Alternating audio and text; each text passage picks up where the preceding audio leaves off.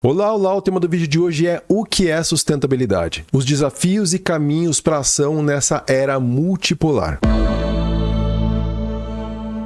Então, como muitos já sabem, a sustentabilidade vai focar sempre em três pilares: ambiental, social e econômico. Algumas vezes a gente vai ver variações disso aqui, mas esse é o essencial para você saber. E a ideia aqui nesse vídeo é abordar os desafios críticos de cada um desses pilares, desde o que a gente chama de tripla crise planetária, passando pelas crises climáticas, passando pela perda de biodiversidade. Também precisamos falar sobre poluição, além dessa necessidade de equidade social e essa transição para um modelo econômico que seja regenerativo, como por exemplo a economia circular e os critérios de ESG também, que vão entrar aí na parte ambiental, social e também governança. Um outro objetivo desse vídeo é demonstrar que a sustentabilidade não está dissociada dessa nova ordem geopolítica desse mundo multipolar. Então a gente tem vários centros de poder hoje no mundo: Estados Unidos, também a China, temos também a União Europeia, a Índia e também o Brasil. Todos estão redesenhando essa governança global. Então nesse cenário a sustentabilidade vira um campo de disputa por recursos, também por tecnologia e também por influência. E essa competição alinhada aos interesses de cada país, as desigualdades históricas também e as rivalidades econômicas vão criar grandes obstáculos para essa cooperação internacional. Agora, apesar dessas divisões, esse cenário também apresenta possibilidades para novas ações. E é isso que a gente vai também explorar dentro desse vídeo. E essa busca por um mundo sustentável é, com certeza, um dos maiores desafios da nossa era. Então a gente precisa partir aqui para o relatório de Brundtland, que foi criado aqui pelas Nações Unidas em 87. Então esse relatório vai ter aquela frase clássica: sustentabilidade é o desenvolvimento que responde às necessidades do presente, sem comprometer a capacidade de respostas às gerações futuras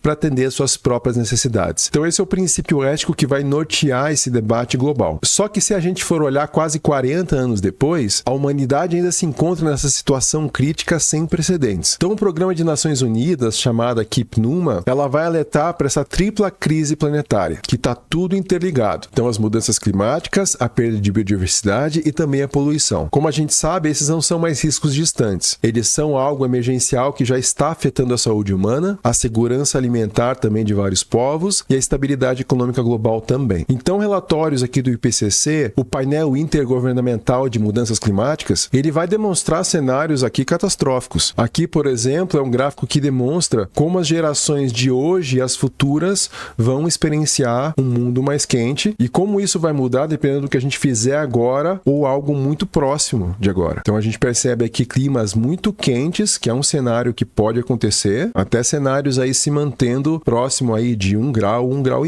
Dentre esses cenários catastróficos está a eventual inabitabilidade do planeta, caso não ocorram aí reduções drásticas e imediatas nessas emissões de gases de efeito estufa. Então essa crescente procura por recursos naturais, associadas aí a modelos de produção e consumo que são insustentáveis, elas vão corresponder a cerca de 90% do estresse hídrico e também da biodiversidade. Então a gente tem um paradoxo aqui bem profundo, porque nesse momento histórico onde a cooperação global é crucial, o cenário político está se tornando cada vez mais fragmentado, também está se tornando cada vez mais competitivo e também mais multipolar. A gente vê essa ascensão de centros múltiplos de poder, cada um com seus próprios interesses, com suas próprias visões de mundo, e isso vai complicar essa formação de consensos e também a implementação de ações coletivas que vão ser robustas de verdade. Então a transição para a sustentabilidade, embora ser algo viável, ela tem essa dissonância que está refreando todo o processo. Então compreender e navegar nessas mudanças desse mundo multipolar é crucial. É a condição aqui central e mais desafiadora para fazer tudo isso acontecer. Então as sementes do conceito moderno de sustentabilidade foram criados aqui, na Conferência das Nações Unidas sobre o Meio Ambiente Urbano em 72. Pela primeira vez essa questão da degradação ambiental foi discutida como uma pauta global, associando isso ao futuro da humanidade. Então, como eu já comentei, isso evoluiu ali para o relatório de Brundtland de 87, e isso aqui foi um marco diplomático, vamos dizer assim. Então, esse documento buscava obter a aceitação ali dos países desenvolvidos, que estavam ali receosos, com eventuais restrições ao seu crescimento econômico. O famoso time que não se ganha, não se mexe. Então, esse documento teve uma postura meio neutra aqui. Então, ao invés de atribuir a culpa diretamente aí da crise ambiental para esse modelo de industrialização capitalista acelerado, ele identificou aqui como causas fundamentais a pobreza dos países do Sul e os padrões de consumo elevados do Norte. Isso aqui é bem importante, essa coisa da culpabilização do indivíduo, e não daqueles que estão produzindo tudo de qualquer jeito. Então essa formulação permitiu que esse relatório fosse bastante aceito e estabeleceu esse conceito de economia, sociedade e meio ambiente como o centro dessa discussão. Mas isso também gerou uma grande ambiguidade, porque era necessário desafiar esse paradigma do crescimento econômico contínuo. E isso não aconteceu. A sustentabilidade foi interpretada como um ajuste, como um adjetivo ao modelo existente, algo anexo, como se fosse ali uma cereja no bolo, sendo que a solução seria uma organização sistêmica, bem mais profunda. Então essa ambiguidade inicial foi um grande erro, e que ajuda bastante a explicar essa dificuldade que persiste em traduzir o que é consenso na sociedade em ações realmente transformadoras. Então, após essa consolidação do conceito, o passo seguinte era traduzir a sustentabilidade em planos de ação concretos, ou mais próximo disso. Então, houve a Conferência das Nações Unidas, no Rio de Janeiro, em 92, chamada de ECO 92, onde foi criado um plano de ação mais abrangente para o século XXI, chamado de Agenda 21. Depois foi criada essa Agenda 2030, que você está vendo aqui na tela, onde nós temos os 17 Objetivos de Desenvolvimento Sustentável. Então, os ODS vão falar sobre uma série de questões, o fim da pobreza, erradicação da fome e até a ação climática aqui no 13. Fora questões de igualdade de gênero também e a promoção de instituições eficazes, reconhecendo aqui que democracia, a boa governança e também o Estado de Direito são fundamentais para o desenvolvimento sustentável. Agora, apesar de tudo isso, desses quadros bonitos, operacionalizar esse conceito de sustentabilidade ainda é um grande desafio, porque a definição, embora seja bastante poderosa, não é frequentemente traduzível em métricas e práticas que possam orientar sem erros ações de governos, ou também de empresas, ou também de indivíduos. Então, a sustentabilidade é um conceito complexo, que depende de várias variáveis interdependentes. Então, é difícil quando a gente acaba generalizando demais esses objetivos. Então, como eu comentei, a sustentabilidade não pode ser atingida de uma forma isolada. Ela precisa ter um equilíbrio dinâmico e uma integração holística dos 3 pilares interdependentes. Exemplo, eu crio um piso de bambu que é ambientalmente sustentável, o dono dessa empresa ganha bastante dinheiro, mas aí a nível social existe mão de obra escrava, ou seja, esse pilar aqui foi ferido. Então é por isso que esse tripé é frequentemente utilizado. Então agora eu quero começar a expandir cada um desses 3 pilares aqui, começando com o pilar ambiental. Então esse pilar ambiental é essa capacidade de preservar e gerir todos os recursos naturais do planeta, de forma que a gente consiga garantir a saúde dos ecossistemas e também essa disponibilidade desses recursos para gerações futuras, assim como já falamos antes. Mas esse pilar enfrenta ameaças aqui bem significativas. A primeira são as mudanças climáticas. Então essa entidade aqui chamada National Oceanic and Atmospheric Administration dos Estados Unidos, uma entidade bastante importante, vai dizer que a gente pensa geralmente que as mudanças climáticas geridas por humanos,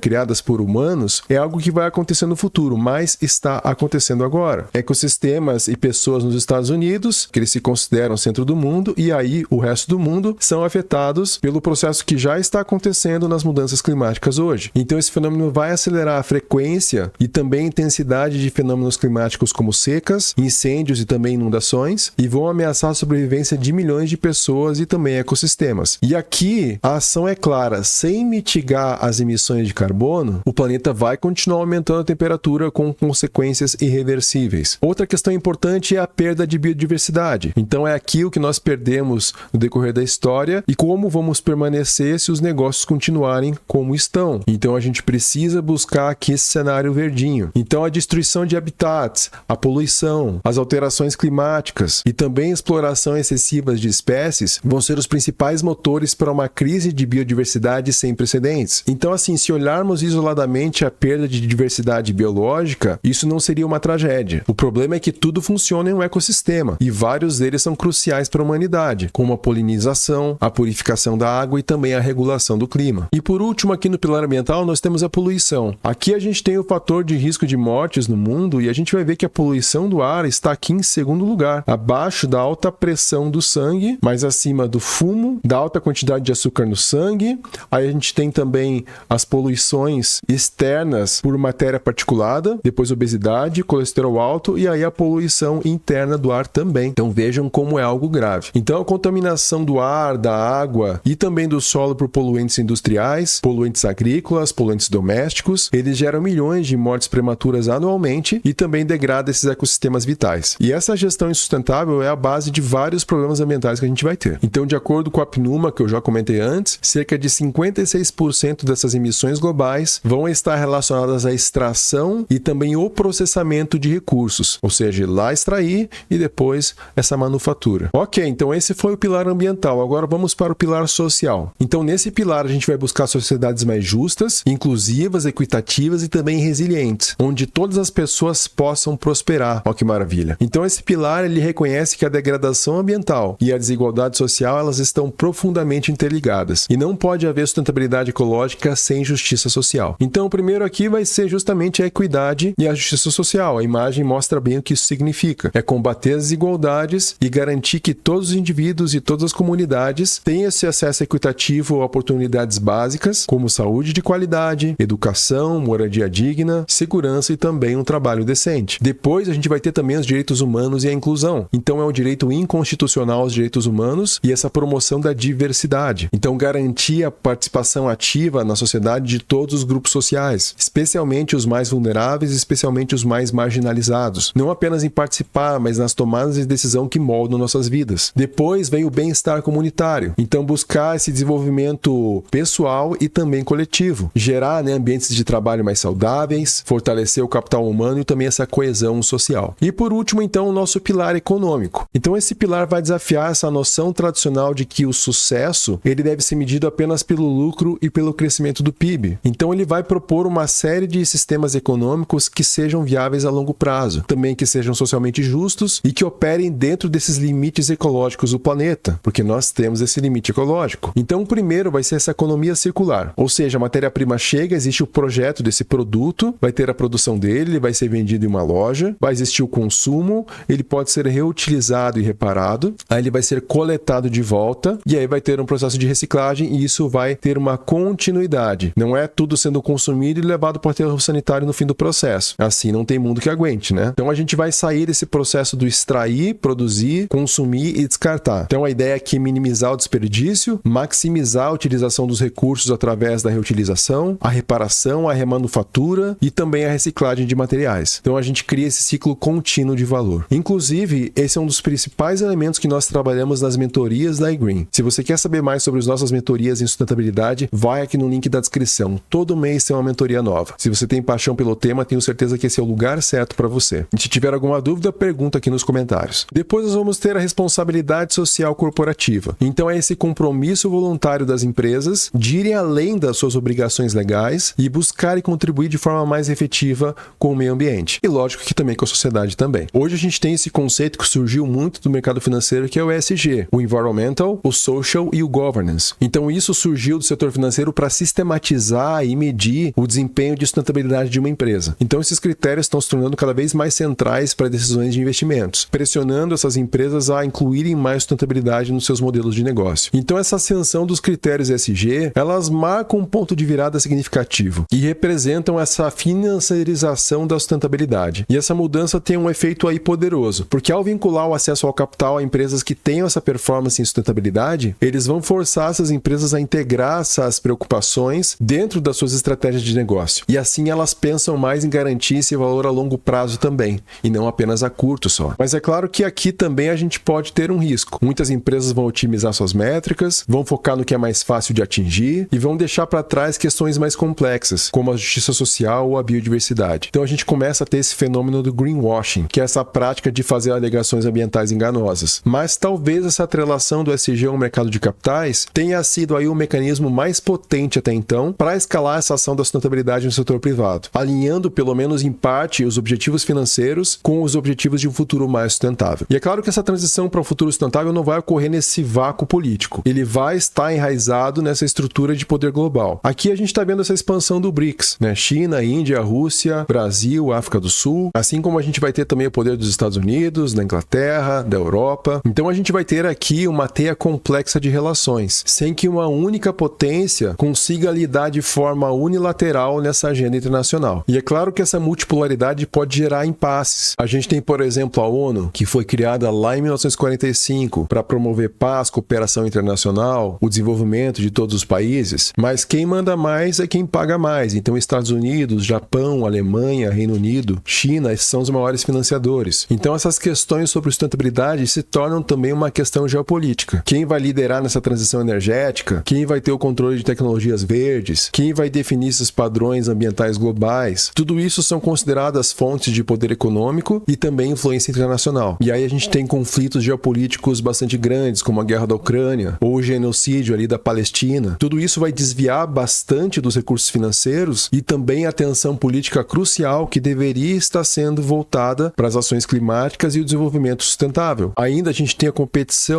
por recursos escassos como água, os minerais críticos aí para a produção de energia renovável. Isso se torna uma grande fonte de conflito. Por exemplo, tem um estudo aqui publicado no Journal of Environmental Management que vai dizer que a relação entre vulnerabilidade climática e risco geopolítico de alguns países, entre 1995 e 2021, os pesquisadores concluíram que países mais vulneráveis às mudanças climáticas são também os mais propensos a conflitos geopolíticos. Então a gente precisa que os argumentos voltados à sustentabilidade não sejam apenas valores morais, mas que a gente pense também na segurança, na resiliência econômica e também na vantagem estratégica de cada país. E aí a gente precisa entender como cada país está atuando em relação à sustentabilidade. Por exemplo, os Estados Unidos aqui. Essa política de sustentabilidade dos Estados Unidos é marcada sempre por muitas oscilações, dependendo de quem está administrando ali. O Trump tinha saído do Acordo de Paris, o Biden voltou, agora o Trump saiu de volta. O Trump agora está mais envolvido em tentar tornar os Estados Unidos o que era antes, que está se mostrando bem provável. Então essa agenda da sustentabilidade está caindo por terra ali nos Estados Unidos. Eles promoveram agendas ambiciosas para conseguir emissões líquidas zero até 2050 e vários estão abandonando. Agora, quando a gente fala da China, ela adotou uma estratégia dupla. Então ela se tornou essa líder global em tecnologias verdes. Domina os mercados de energia solar, também eólica, também de veículos elétricos e estabeleceu aí metas ambiciosas para atingir o pico de emissões antes de 2030 e neutralidade de carbono antes de 2060. Mas continua defendendo esse princípio das responsabilidades comuns, porém diferenciadas, para proteger o seu espaço de desenvolvimento econômico. E sua elevada dependência de carvão para sua segurança energética vai ser o seu maior desafio. Aí nós temos também a União Europeia. Eles procuram liderar através das regulações e do exemplo. Então eles têm o Pacto Ecológico Europeu, também chamado de European Green Deal, que é o quadro político mais abrangente do mundo para a transição sustentável. Eles estabeleceram várias metas que são judicialmente vinculativas. Então eles estão utilizando mecanismos inovadores como o CBAM, por exemplo, que é um mecanismo de ajustamento carbônico fronteiriço que busca projetar seus padrões ambientais para outras fronteiras. O que, embora seja eficaz, gera tensões econômicas com aqueles parceiros que veem isso como uma forma de protecionismo. Aí a gente tem a Índia também. Então está sendo marcada bastante pela justiça climática e também na adaptação. Então um país com rápido desenvolvimento, vasta população e vai argumentar que a prioridade deve ser a erradicação da pobreza e que, logicamente, os países envolvidos têm uma responsabilidade maior e tem que concordar com eles. Então eles têm um plano nacional de ação para as mudanças climáticas que vai focar em áreas como energia solar, também eficiência energética, mas eles têm muitos desafios de financiamento, fora essa implementação para conciliar esse crescimento grande da população com a sustentabilidade. E por último aqui, não menos importante, temos o Brasil, que é um papel complexo e também ambivalente. Então a gente tem ativos estratégicos aqui para a sustentabilidade global e temos uma das maiores matrizes energéticas do mundo também, fora a maior parte da floresta amazônica. Mas a gente tem um desafio bem grande relacionado ao desmatamento ilegal e a aplicação da lei relacionada a isso. Vários desafios aí,